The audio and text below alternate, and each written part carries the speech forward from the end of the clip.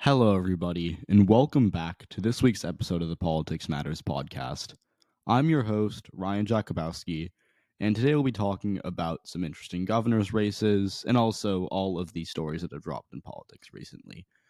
We'll also be starting after this episode, I believe, on Thursday will be our first October episode, meaning that it will be the first midweek episode. I'll do 3 more before the election because in the final month I want to do 2 a week instead of 1 a week, due to all the new stuff that's coming out, and I want to keep up with the pace. But yeah, so you're going to get this on Sunday, and I should have another episode coming out on Thursday. So you got 2 episodes to look forward to this week. But yeah, let's talk about some of these races here that we've got news on this week, because there's been like a lot of really interesting takes that I've seen from people, and like I guess I just thought they're worth talking about. So let's start with 2 gubernatorial elections that have been getting some focus that we didn't not really think would get any attention at all even a few months ago. And you probably know what I'm talking about. If you don't, these are the states of Oklahoma and South Dakota.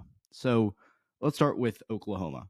Oklahoma in 2018 was a weirdly close race. Again, incumbent Republican governor at the time who was running for his first term, Kevin Stitt, won with 54% of the vote over former Attorney General, or I think it was, he was the Attorney General, Drew Edmondson, who got 42% of the votes. It was a 12-point result in Oklahoma, which again, not insanely close. It was still, 140,000 votes that separated the 2 candidates, but um, a 12-point race in Oklahoma for today is very, very contested when you compare it to the fact that Trump won Oklahoma by like 40 points. So again, massive underperformance by Kevin Stitt. And in fairness to Drew Edmondson, he was a pretty solid candidate in his own right. He had won statewide before. He won the 2006 Oklahoma Attorney General election. He was a fairly popular politician in the state as well. So that's why the race was so close. Having it be a midterm, having it be a blue wave also really helped Drew Edmondson make it a bit more of a race. But like at the end of the day,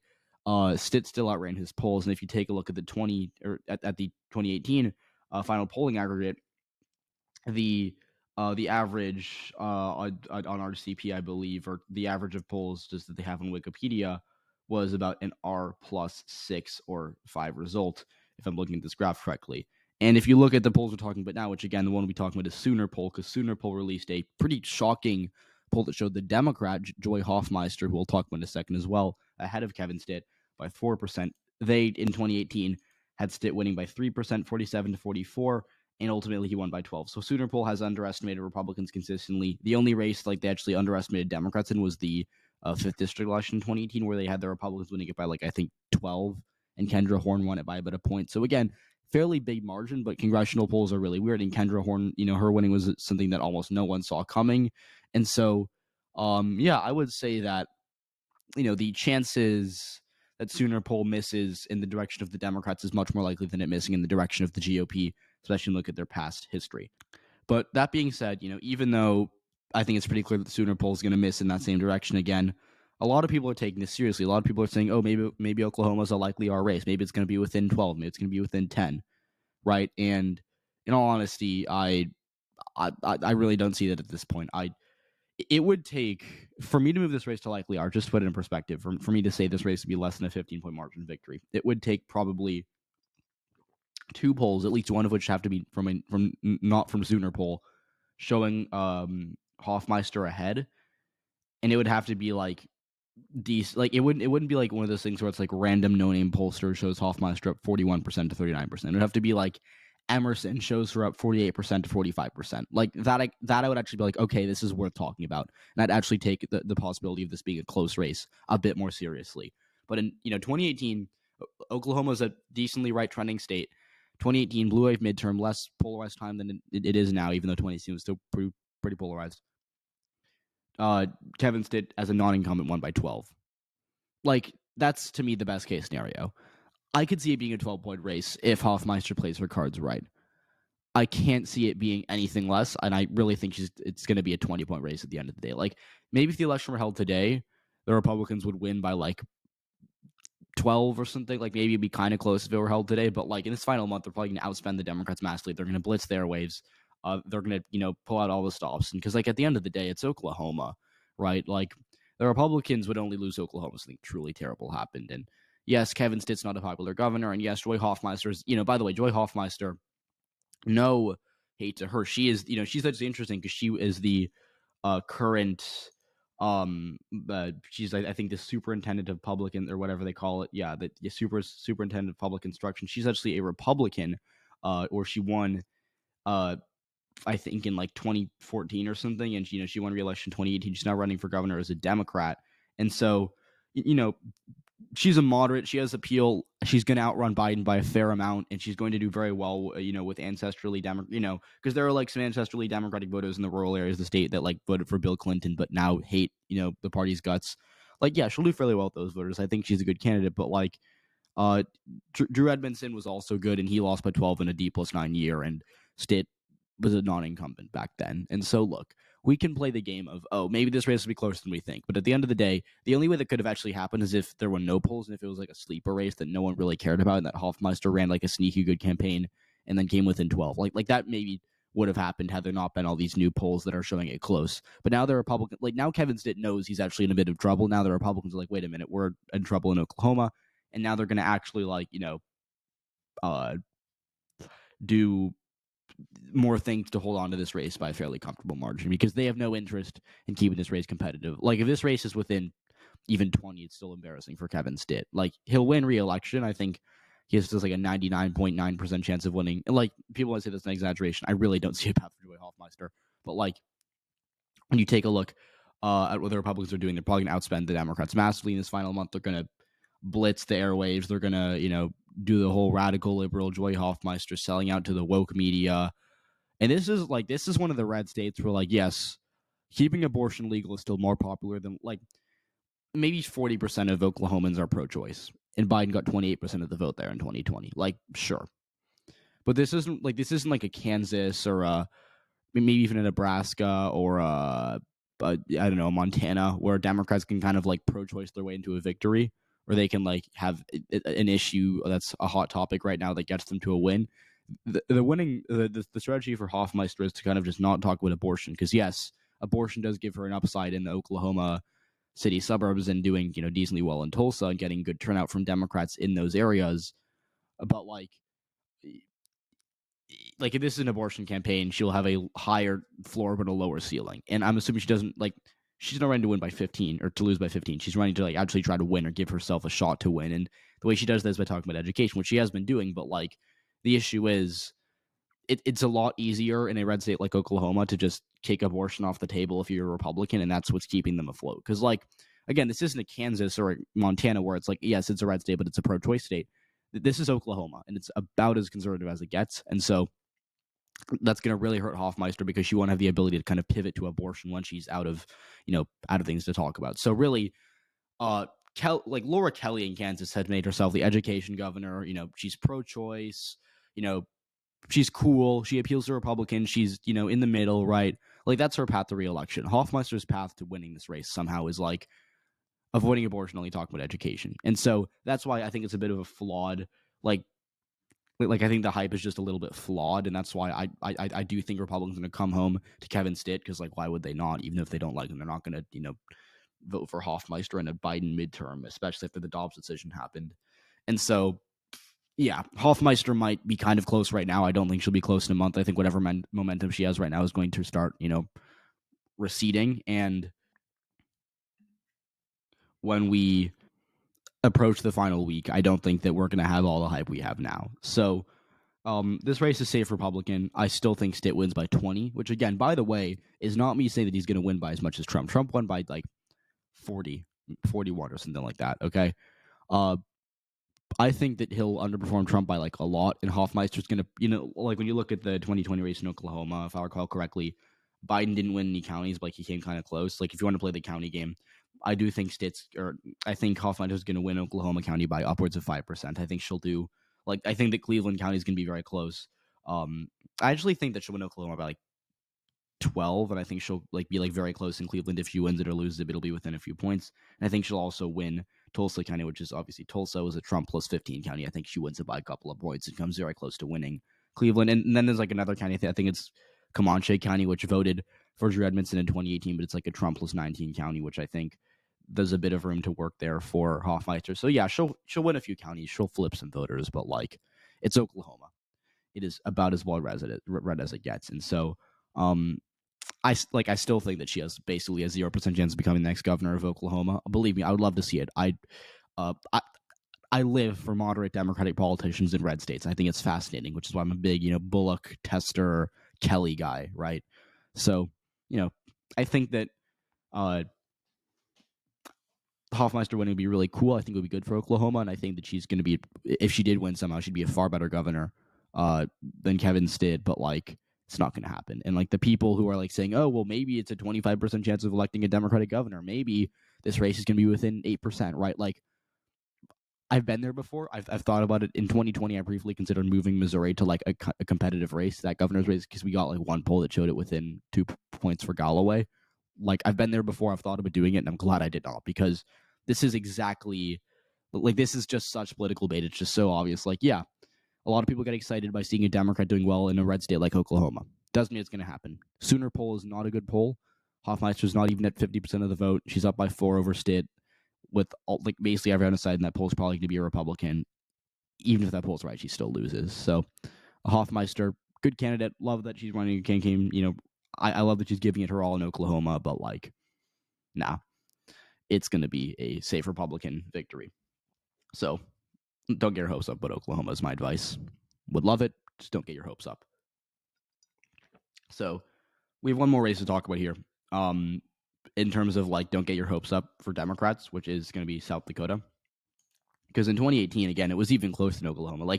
It was actually close in South Dakota. So Kristi Noem won her 2018 governor's race by 3.4% over Billy Sutton, who I think was a blue dog pro-gun Democrat who ran for governor in 2018.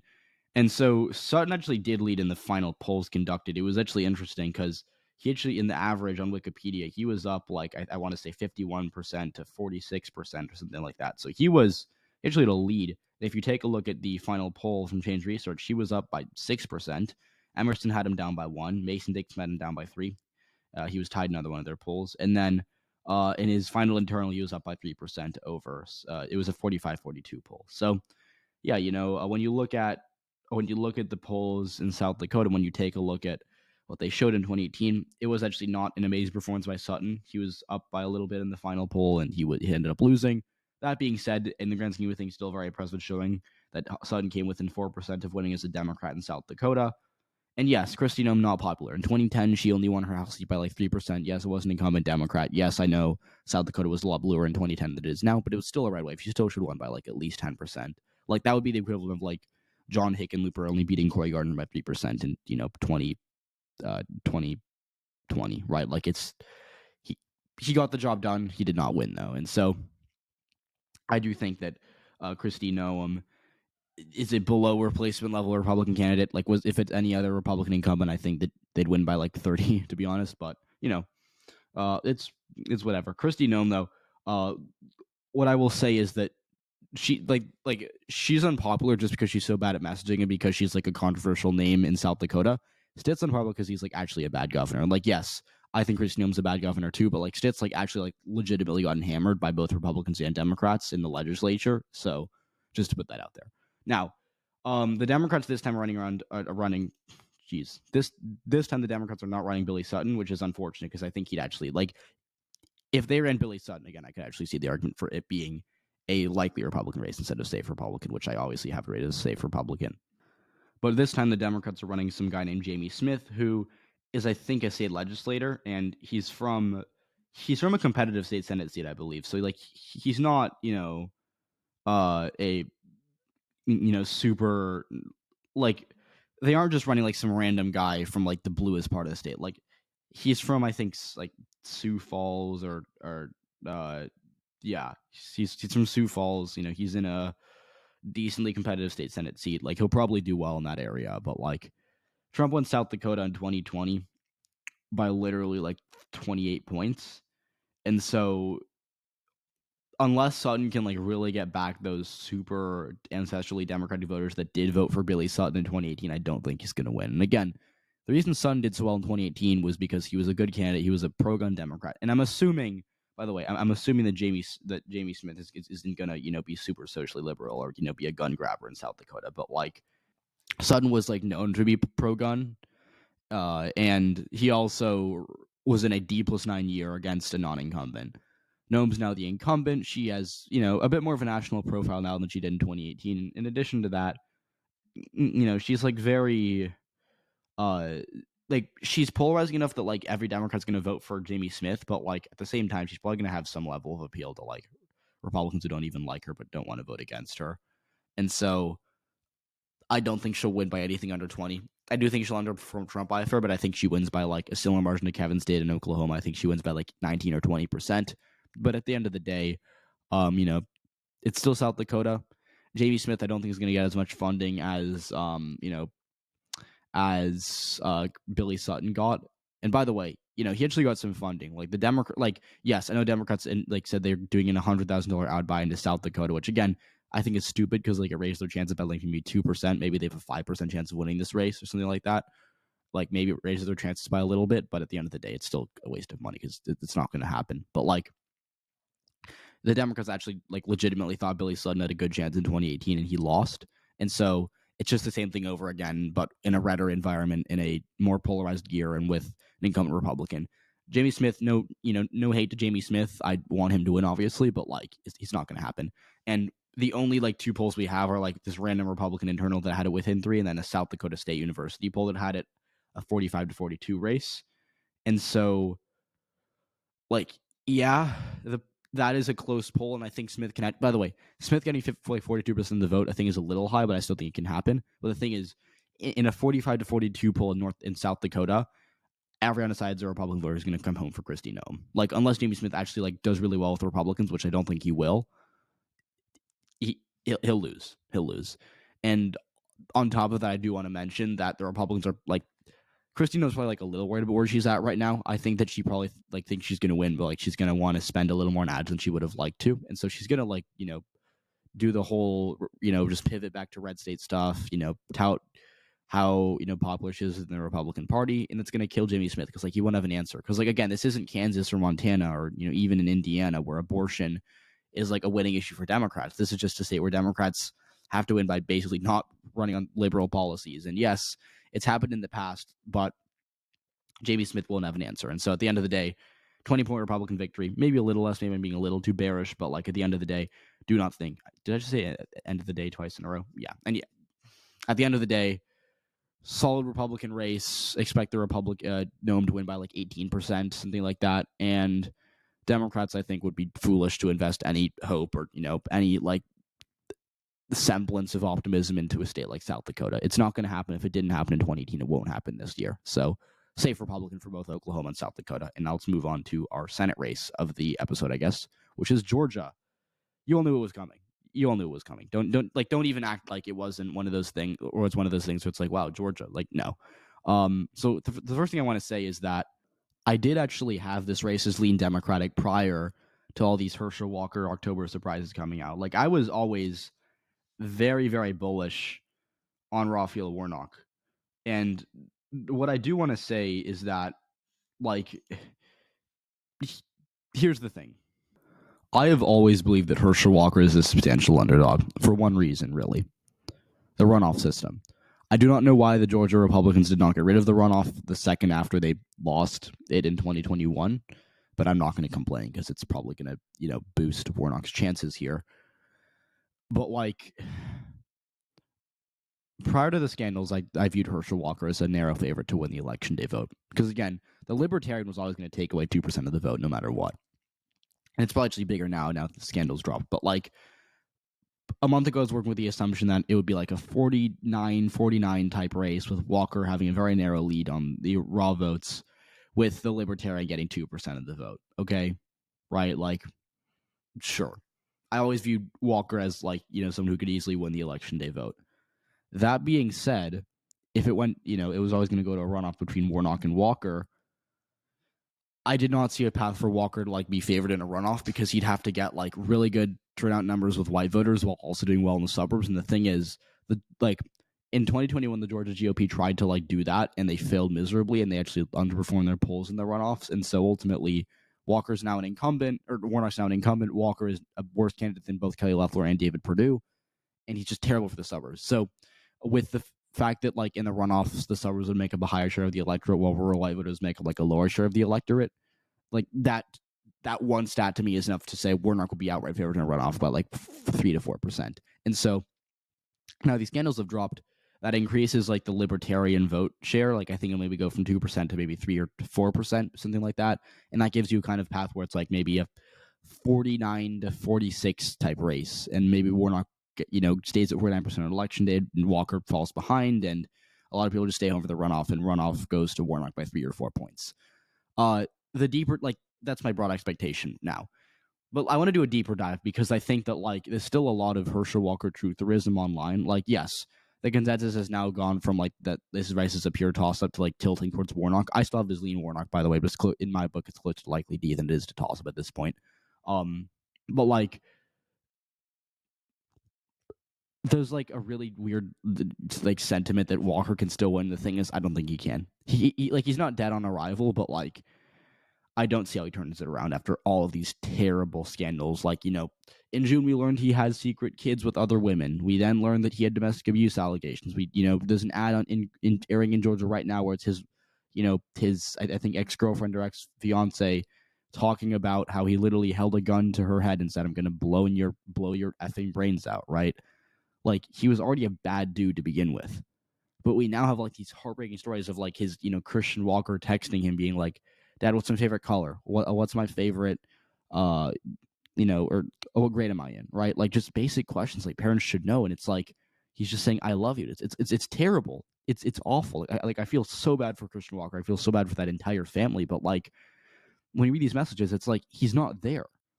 He's like people for months. People have been saying, "Oh, he has undiagnosed CT. Oh, he's clearly not mentally fit to be in the Senate." Right?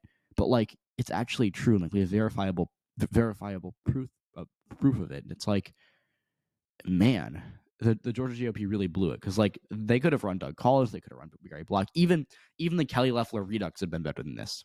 But no, they ran Herschel Walker, who I was told was an institution in the state because he played football like 45 years ago. But no, they had to run Herschel. So,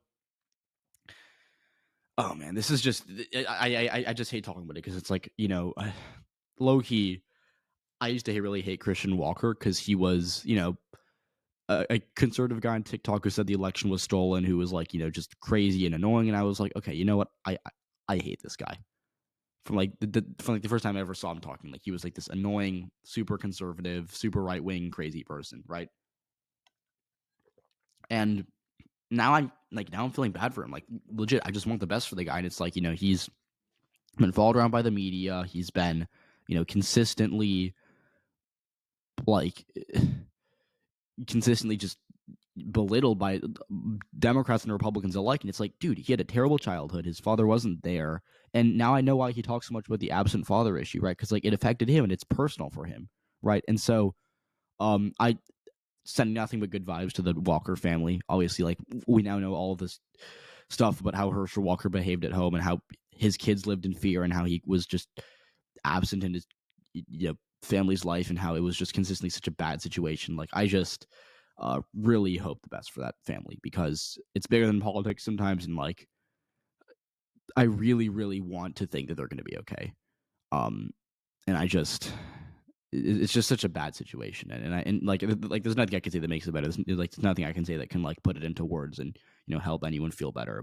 But I did want to say that before I talk about the electoral implications of this race. But yeah, I don't see a path for Herschel Walker to win the Senate race. Like, let's start by looking at how Biden did in Georgia in 2020. So obviously in 2020, basically everyone in Georgia trended left, but like we all know this, especially the Atlanta suburbs. I don't need to say the statistics for you. It's just relative to 2016, some of the biggest swings were in Forsyth, 14% to the left, Henry, 16% to the left, and in Rockdale, 15% to the left, right? And so all of these counties trended to the left. Democrats did insanely well in Gwinnett, Cobb, Forsyth, Henry, Rockdale, and Newton specifically, because those are like the outer counties. But they also did fairly well in Fulton. They did fairly well in DeKalb, and they also held on to their margin in Clayton, which again are mostly black Democratic leaning counties, especially DeKalb and Fulton, which have the city of Atlanta in them. But like Warnock won in 2021 in that runoff by keeping black turnout up. Like, I think black turnout was like relative to the, or as a share of the electorate, black turnout went up by, I think, a little under a percentage point, which might not seem by like much, but again, it's a lot in a state as close as Georgia is. And the big thing was that while rural Republican turnout declined as a share of the electorate, the percentage of the electorate that, the Atlanta metro area, like, Cobb, Fulton, DeKalb, Clay, Newton, right? Like, or Clayton, sorry. Is it Clayton? Is it Clay? I don't even, at this point, I kind of forgot. But, like, the share of the electorate that lived in those in that metro area spiked while rural Republican turnout fell off. Because, again, the runoffs weren't a case of like a ton of Trump voters, switching over and voting for Warnock and Ossoff. It was just that Republicans turned out less than Democrats did. And that's a pattern we've been seeing in special elections too, right? Like, Mark Molinaro might have won if that special election, that Biden +1 seat, if it were held on election day. But it was held on a random date in August where most Republicans didn't even know there was an election. And that's why Democrats turned out more than Republicans. That's why Pat Ryan is now the congressman in that seat. And that's why Democrats have so much momentum. Same thing with Peltola. Obviously, Peltola is a good congresswoman who I think is going to be reelected in November. But, like, she might not have won in the first place if it hadn't been like a random special election where Palin was just, because, like, the thing is, the electorate that showed up for that special election at the beginning of August is probably like very much a more moderate, more pro-choice, more anti-Palin electorate than the one we're going to get in November. And yes, Peltola has only expanded her breadth as a candidate since then, but if she was just running as, like, because prior to that election she was kind of a no-name, like, if she was just running, like in that November election as a no-name, she probably would have lost. But she got lucky with that special election, and she's now going to probably get lucky again in November. And probably, she's already insanely popular. I think she'd beat Palin pretty easily. Begich should be a toss-up, but even like the polls we've been seeing, she's up by like 9% over Begich, which is just stunning to me. But yeah, so that's pretty crazy. But like, again, special elections, the new trend here is that they're favoring Democrats just because of turnout patterns, and the same thing applies to runoffs and primaries too. So yeah, that is essentially why I think that Warnock would win a runoff even if he doesn't do too well on election day. But I think he'll be fine now. Like, I think there's like he has a better chance of winning the election day vote than he does to lose this election in general. So I think he's going to be fine. Herschel Walker is just a really bad candidate, really bad person, really disliked by the suburbs of, like Atlanta, and even voters that he might have had appealed to with, like, pro-life or socially conservative black voters, but now probably hate his guts.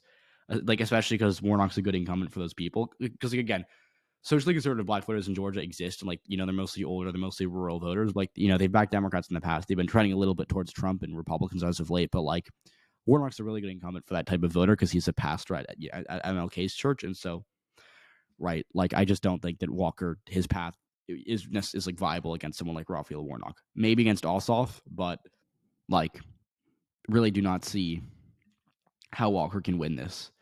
Like, the theoretical path would be black turnout just being really bad, and, like, that could technically happen, but there would be no precedent for that happening. And with Abrams and Warnock on the ballot, I think turnout should be fine. So, yeah, Georgia. Now, I'm glad that my lean Democratic takes that were mocked even a month ago now been vindicated. I'm glad that it looks like Walker's gonna go down in Georgia, even though I was still pretty confident in Warnock even a month ago. But, like, yeah, really, really bad stuff for Herschel Walker in these past few weeks. So.